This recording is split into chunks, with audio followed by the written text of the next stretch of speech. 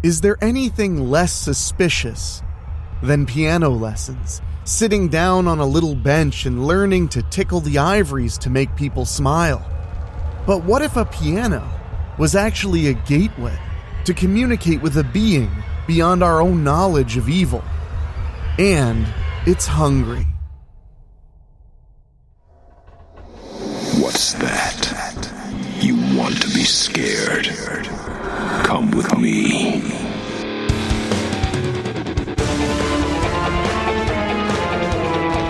You will experience tales of horror, ghosts, and death. It is not recommended for the weak at heart. Listen in the dark. It's more fun that way. This is Weekly Spooky.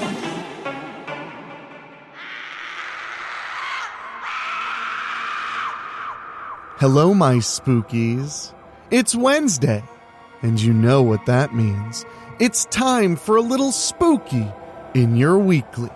I'm your host and narrator, Enrique Couto, and I have quite the show for you because you see, this is the last story before Halloween, before spooky season fully kicks in, and our dear friend Charles Campbell has decided to step up to the plate and help us get ready, help us pregame for spooky season.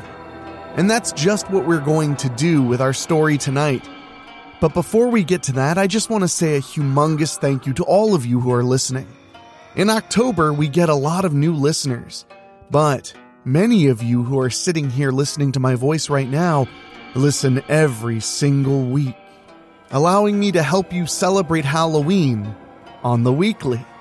So I have a very special gift that I'm ready to fully announce now, and that is every single day in October, 31 days, there will be new content. Whether it be a true crime story, a brand new story, a novella, some full audiobooks, we are going to have something to keep the spooky rolling every single day in October. That's my thank you, because I love doing the show, and on the 31st, it'll be 4 years of Spooky on the Weekly. If you want to help get the word out, tell a buddy, tell a friend, and leave us a review on Apple Podcasts, Spotify, or wherever you enjoy your podcasts. And of course, make sure you are subscribed. Those 5-star ratings really do make a difference in helping brand new people find us, and I sure do appreciate it. But now, my friends, it's about time for our piano lessons, and they're not going to be as uneventful as you're imagining. Believe you me. We're going to get to the Piano Witch after these quick words from our sponsors.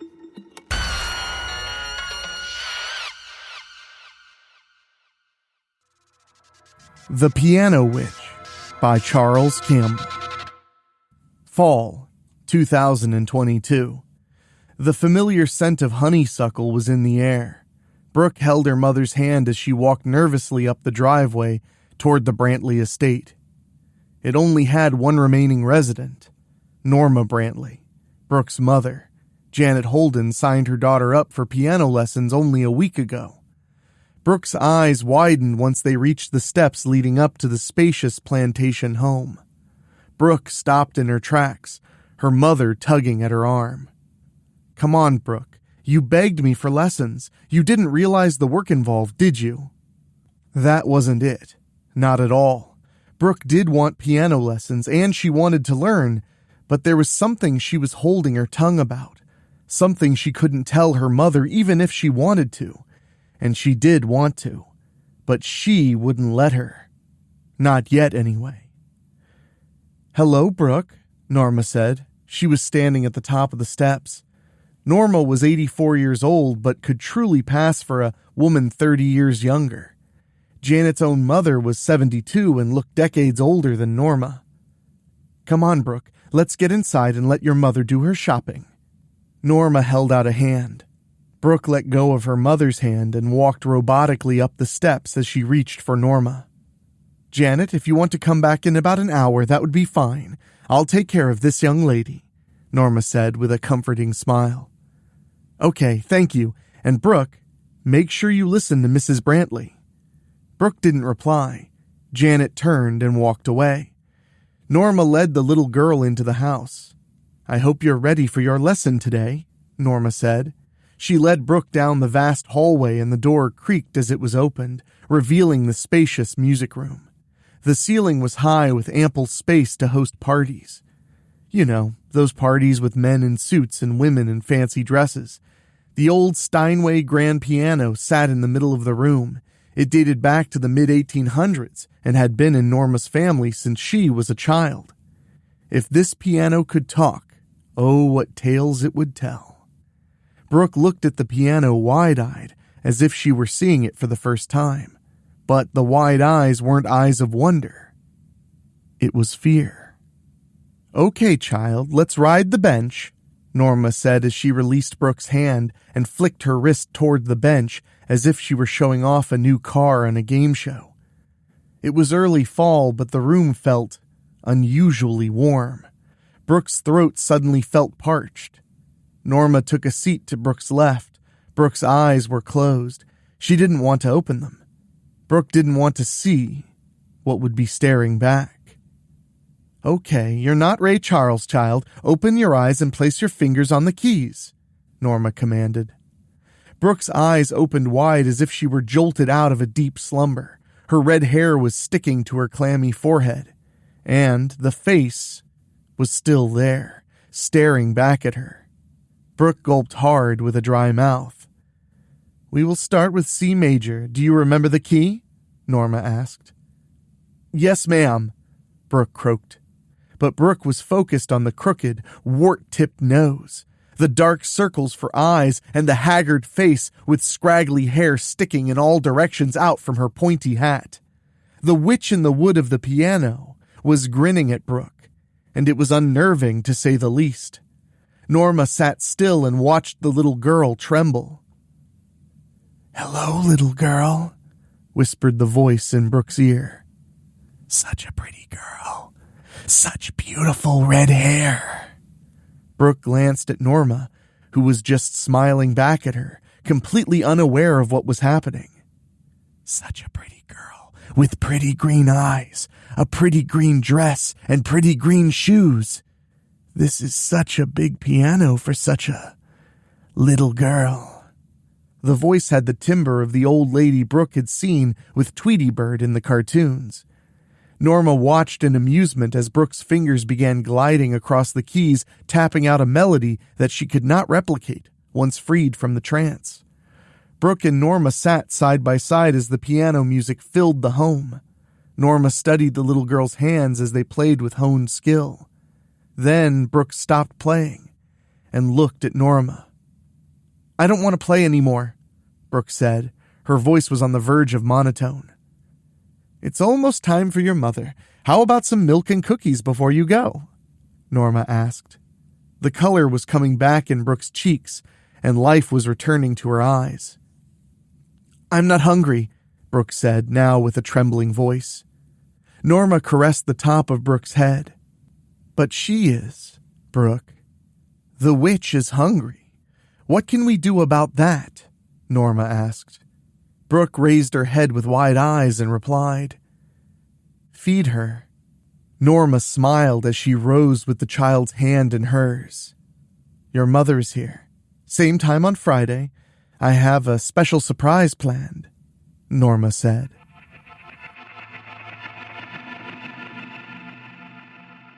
It was Friday morning, and the 1st of October. Brooke was chipper and ready for her piano lessons as soon as the bell signaled the end of the school day. Spooky season was upon them. The halls were decorated with ghosts, vampires, werewolves, and witches. Brooke took special note of the witches. Since her last lesson with Mrs. Brantley, she had a couple of nightly visits in the land of slumber from her piano witch.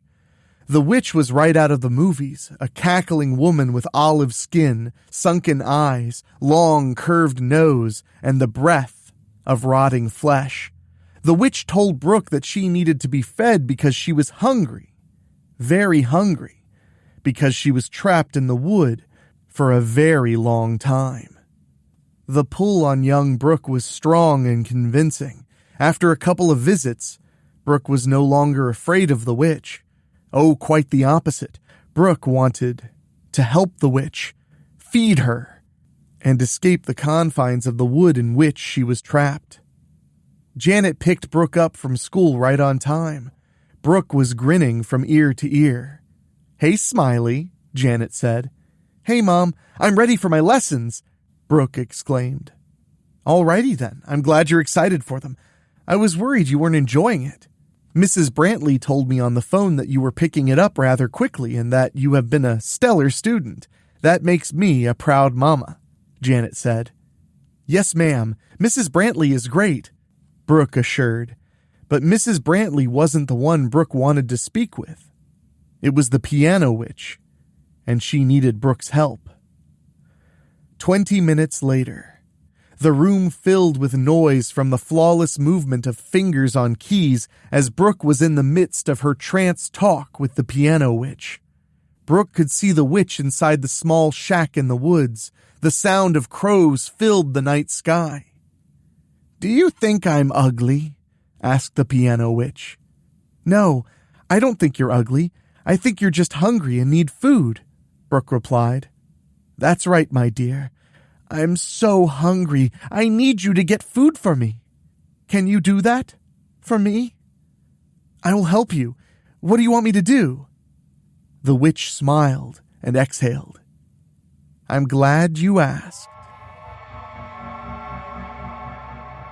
The broken window. James Van Hoos used to often think about his past, but as time marched along, every once in a while he would only allow himself a fleeting memory. Now even the occasional flash thought seemed to have vanished.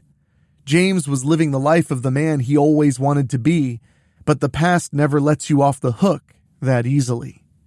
Even though it was early October, James was mowing his lawn on a regular schedule. He didn't like his lawn turning into a crunchy, dead thing in the fall. The lawn wasn't very big, less than an acre front and backyard included, so he didn't have the need for a riding mower. He did, however, have a rather nice Toro Recycler 22-inch self-propelled push mower that normally started up with one yank of the pull cord, but today it didn't crank on the first, second, or third pull. James sighed in frustration. He knew the spark plug was good, and this wasn't a sling blade situation. All right then. The lawnmower was definitely full of high-octane gasoline. James didn't buy that cheap shit. James placed a hand on his chin as if the solution to his problem would present itself as soon as he put on his thinking cap. He was quickly pulled out of his contemplation. "Mr. Van Hoos!" James immediately recognized it to be Brooke Holden, the little girl from across the street he affectionately called Junebug. He smiled as he wiped his brow with the back of his hand. "Hey, Junebug, what's happening?" James asked. "Oh, nothing. Your lawnmower broke?" Brooke asked. "Afraid so. Don't know what's wrong with it," James replied. "I can ask Mama if you can borrow ours if you want," Brooke said. "Well, that's mighty nice of you, Junebug, but let me see if I can get this one to work first. I do appreciate the offer, though. You better get back on to the house before your mama comes looking for you. I don't want her mad at me," James said with a grin. "Mr. Van Hoos?" James looked up, still smiling from the mower. "Yes, Junebug? Can you keep a secret?" "Well, depends on what it is. If it's something that may cause harm to somebody, well, I don't keep those kinds of secrets, and neither should you. Is it something that'll hurt somebody?" James asked the grinning girl. With that, a sordid memory threatened to cross his mind. Looking at the little girl kept it at bay. James could see Brooke contemplating an answer with light dancing in her eyes. James felt something different about the air. All of a sudden it became heavier, and the smells. Everything seemed to be heightened. He could smell gas and oil from the mower along with the scent of pesticide he used earlier in the house and garage. Brooke finished mulling over her answer and opened her mouth. "No, sir. Nobody will get hurt." "Well then," James began. He pulled at his now erratic nose. It was overwhelmed by the aromas all around him. "I guess I can keep a secret." "Spill it." "Do you know Mrs. Brantley?" Brooke whispered. "Of course, the whole town knows Mrs. Brantley," James answered. "Mama takes me there for piano lessons, and I heard her telling Mama she needs to hire a handyman to fix up some things around her house. I think she said something about some doors and painting.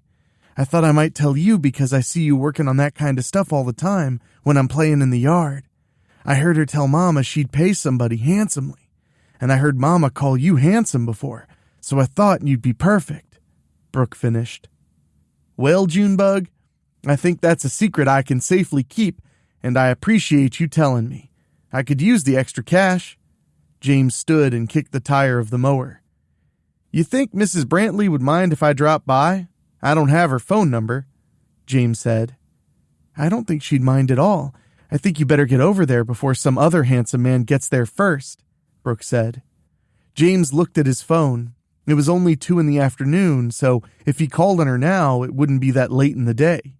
She could give him a rundown of what she needs, and he was very interested in the handsomely paid part. "Much obliged, Junebug," James said as he held out a hand, which she firmly shook and grinned. "Don't tell Mrs. Brantley or Mama I told you about it, though, okay?"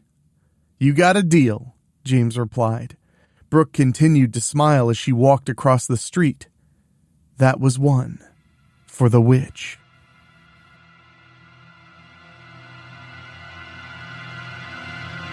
2:25 p.m.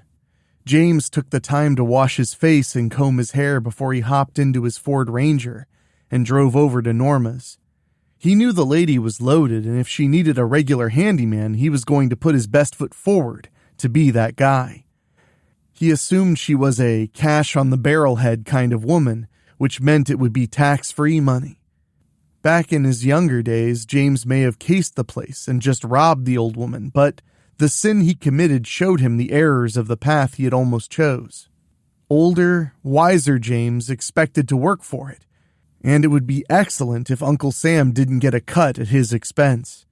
He remembered the Brantley home was big, but he didn't remember how friggin' big it actually was until he pulled into the driveway.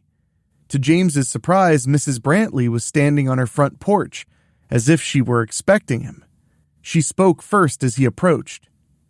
"Mr. Van Hoos, to what do I owe the pleasure?" Norma asked. "Good afternoon, Mrs. Brantley. Scuttlebutt is you're looking for a handyman to do some work around the big house. That true?" James asked. He was standing at the base of the steps. "Where did you hear that from, Mr. Van Hoos?" Norma inquired with a grin. "A little birdie told me," he replied. "Was it a little red-headed birdie, Mr. Van Hoos?" James smiled and answered, "To keep a promise, I can neither confirm nor deny."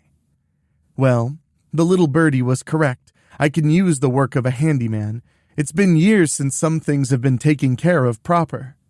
"Well, Mrs. Brantley, I'm your guy as long as the pay's right," James said, hoping he didn't insult Norma. "Oh, you won't have to worry about pay with me, Mr. Van Hoos, as long as the work is up to snuff. Could you start tomorrow?" "I can. I can even start today if you'd like." "No, not today. Tomorrow will be fine. I want you to start in the piano room. I have a broken window that needs attention, and we'll go from there. How does that sound, Mr. Van Hoos?" "Sounds divine, Mrs. Brantley, and please, call me James." "Very well, James. I'll see you bright and early tomorrow, say 8 o'clock? 8 it is, and thank you, Mrs. Brantley." "You're welcome, James." James left happy. He needed the money, and he needed to get that damn lawnmower running. Don't go away. Weekly Spooky will be right back.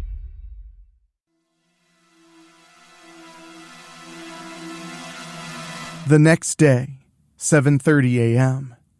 James was bright and early, 30 minutes ahead of schedule. He was in Norma's driveway taking inventory of his toolbox. He had also done so the night before, but he was giving it another once-over.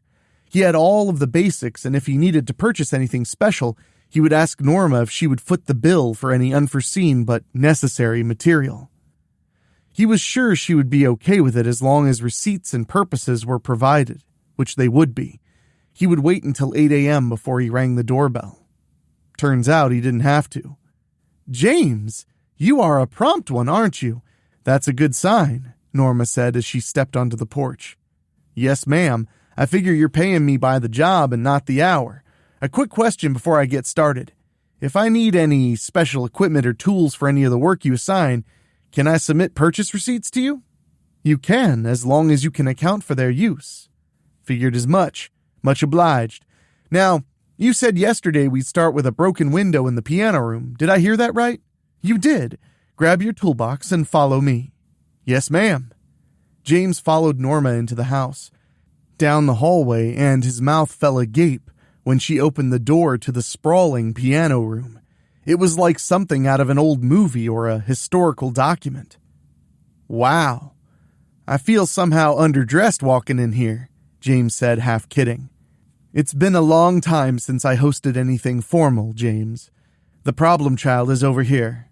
Norma motioned James to follow her to the far side of the room to a window facing the east side of the property. She pried on the locking mechanism at the top of the window, and it would not move an inch. "It may just be these old hands, but I cannot get this thing to budge. I need this either replaced or fixed to a working state. I don't care which as long as it's fully functional. I would also like all the window frames in this room repainted eggshell white." "Not a problem, Mrs. Brantley. I don't think I'll need any special tools for any of this. I'll just need to expense the paint and brushes." "Here," Norma began as she opened her purse. She pulled out a $100 bill. "I would expect this would cover brushes and paint for these windows. Collect the receipts. If more money is required, let me know. I haven't priced paint and brushes in years." "Yes, ma'am," James replied. He was impressed with the way she flipped out a hundo like it was just a buck. He could see a prosperous relationship developing with Mrs. Brantley. She left the room, and he began to work. He would start with the stuck sill. Mrs. Brantley grinned as she exited the room. The little girl was off to a great start.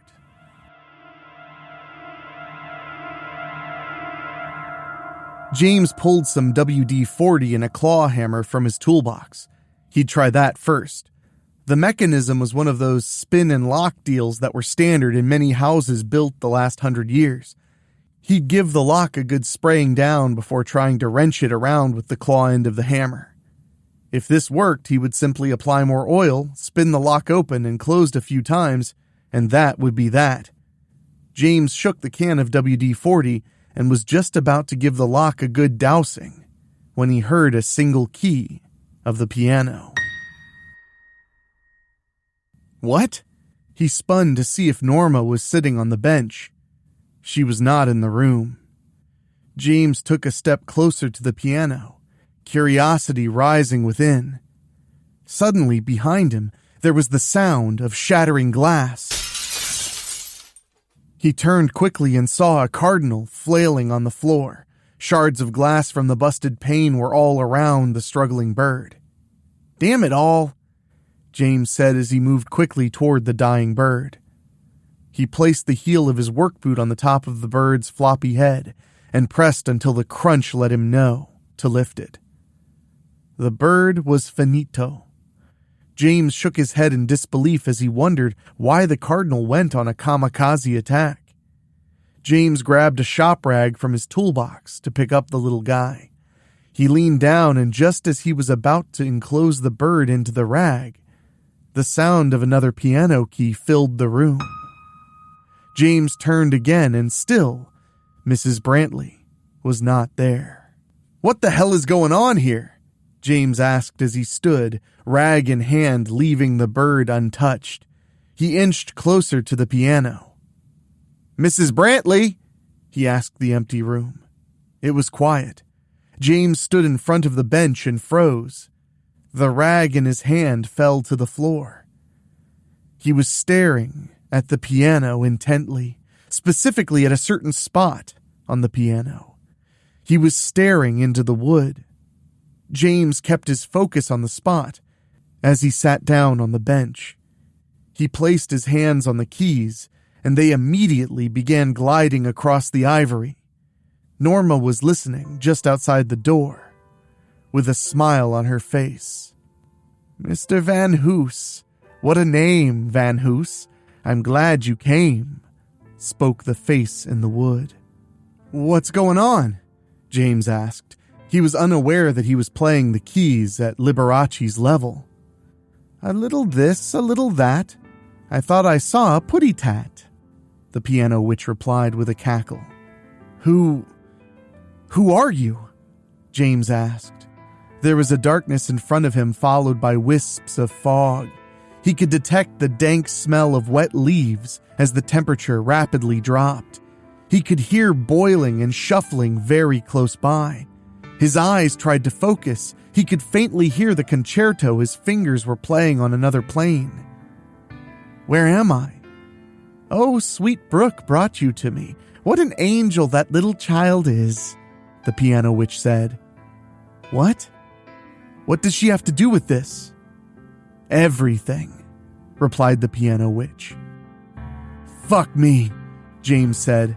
Everything was coming into focus. He was inside of a shack. It was storming outside, and there was a legit boiling black cauldron right in front of him. "I thought witches ate children," James found himself saying. The witch stepped from the darkness, and she looked like any witch in a child's nightmare. Long nose, pointy face, rancid teeth and all. "Oh no, oh no, oh no," James repeated. "Oh no, Mr. Van Hoos. We don't all just eat children, especially children that provide path back to the mortal plane. And you, Mr. Van Hoos, you have everyone fooled, don't you? You are clever in your deception, I'll give you that, but I see through you. I know what you did. My sister knows what you did." "Mrs. Bradley!" James screamed. His past transgressions came back to him in waves. James was young and dumb. There was a crude end to that saying, so we'll just leave it at young and dumb. The woman he stalked when he was 19. It didn't feel like a dream any longer. James remembered the smell of copper in the air when he finished stabbing her to death. In the moment of her final breath, James was in a bloodlust. But once he was out of it, the realization of what he'd done made him ill. Not ill enough to turn himself in and confess, but ill enough to make him never want to do it again. It compelled James to turn his life around and stay on the straight and narrow. But once you commit a cold-blooded murder, the straight and narrow would always be a facade. Something you could never attain if you lived the rest of your days sin-free. The bloodlust of his past was James's albatross, and the piano witch was there to collect the debt. "Oh, silly man, Norma can't help you. She doesn't want to help you. If people knew what you'd done, no one would ever want to help you," the piano witch said, inching closer to James's face. "How many years do you think you have left, Mr. Van Hoos? 30, maybe? How many years did you take from that girl? 60, maybe?" I don't know," James answered. The witch ran her fingers through his now snow-white hair. Maggots were falling from them onto his scalp. The piano witch secured her grip on the back of James's head. He started to scream, but she beat him to it. It was a shrill scream so high in pitch that James's head felt as if it was going to explode. Then, with force of the supernatural, the piano witch plunged James's face first into the boiling cauldron. The skin melted from his bones, and with that the essence of his soul was pulled into the piano witch. James's fingers stopped playing the keys. His body slumped on the bench and slid to the floor. Norma walked into the room. She was chipper, and her body felt the effects of gaining the years that were left in Mr. Van Hoos. Soon her sister would be free, and the coven could thrive once again. The little girl was doing a great job and would serve them well. Norma looked forward to tomorrow's lesson with Brooke, but now she had to fix a window latch and replace a pane. Good thing she had James's toolbox. She'd make all evidence of him disappear. After all, It's easy for a witch.